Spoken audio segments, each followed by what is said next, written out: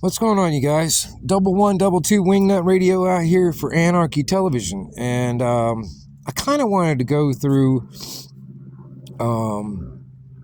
hopefully a little bit more clear on how to set up this redneck radio repeater. All right, and maybe I can do this with everything working like it should. All right. So what I'm gonna do is I set up I'm gonna do a different frequency and stuff like this. This is only for testing purposes, so this is not what I'm going to use, but this is what I'm going to do for testing. But I've got the transmit radio set at 462-6200, and the receive radio at 467-6200. All right, so this is going to be my receive radio. All right, and down here, if you can see this, I've got 467-6200. All right, and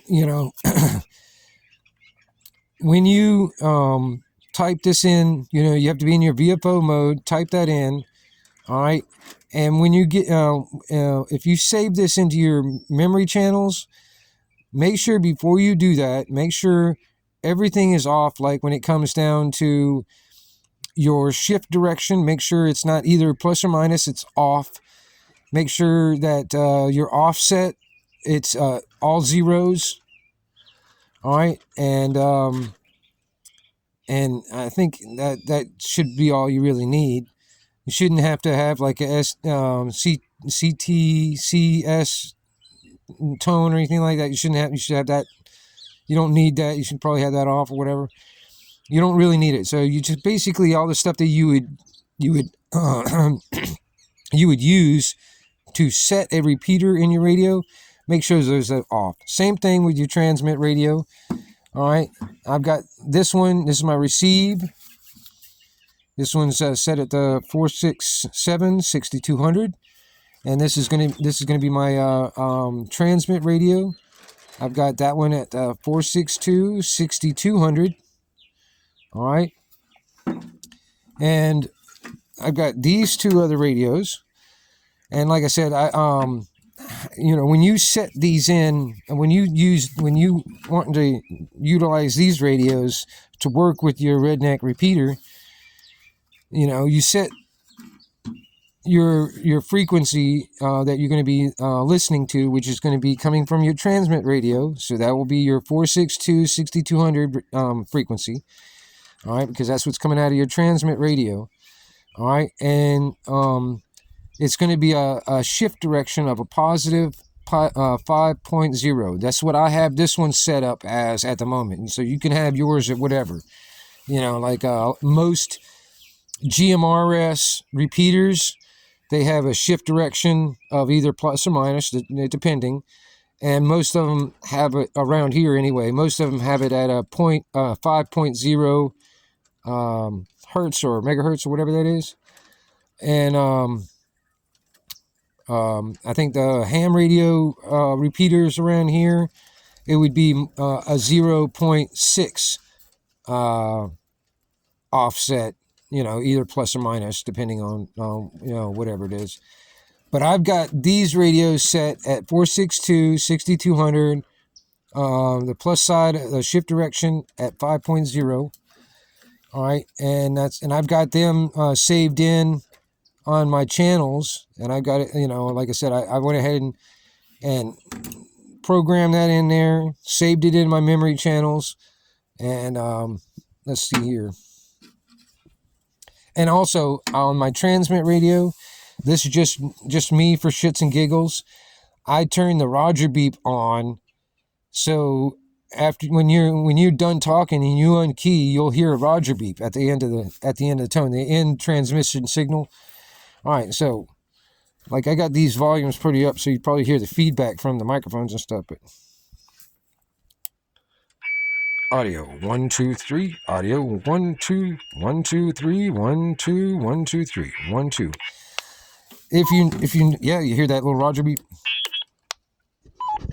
All right, if you notice, See, these radios, they got a green light and a red light. The green light is the receive light, and the red light is the transmitting light. So you know which one you're doing, which you should know anyway, but this is an easy way to tell. This is my receive. This is my receive button right here. You see how this is green? And I don't know if you can see it, but on this one, it's red. This is my transmit. This is my receive. And like I said, see, audio. See, that's a red light. That means I'm transmitting. Audio, 1, 2, 3. Audio, see, that's a green light. That means I'm receiving. Audio, 1, 2, 3. Audio, 1, 2, 3. Audio, 1, 2, 3. All right, so, and I'll show you with this radio is the same thing. I've got this one set up. Audio, 1, 2, 3. Audio, 1, 2, 3. Audio, 1, 2, 3. Audio, 1, 2, 3.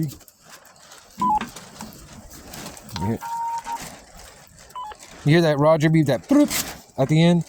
That's just a Roger beep that I put on here to, so it's just basically a signal showing when I unkey and I'm done talking. That's all the Roger beep is. A lot of ham guys, they really hate Roger beeps. I don't mind them. It's also one of those things. It's like if you ever want to troll the trolls, especially on the CB radio and stuff like that, a Roger beep will do the absolute best to figure out where all the Karens and the little punk ass little fuckers are, because they're the first ones that complain about Roger beeps. The little Karens and the little, I don't like Roger beep. Yeah, they'll be the first ones to complain. So if you want to find out where all the little pussies are, turn your Roger beep on. And I suggest doing it anyway, because it shows when you are done talking. I mean, the Roger beep is actually why it was invented in the first place is it's called an ETS, which is an end transmission signal. That's all it's for. That's exactly what it's for. That's what it's intended to. Some people just go kind of nuts. That's why a lot of people get kind of weird about it, because there's some people that will...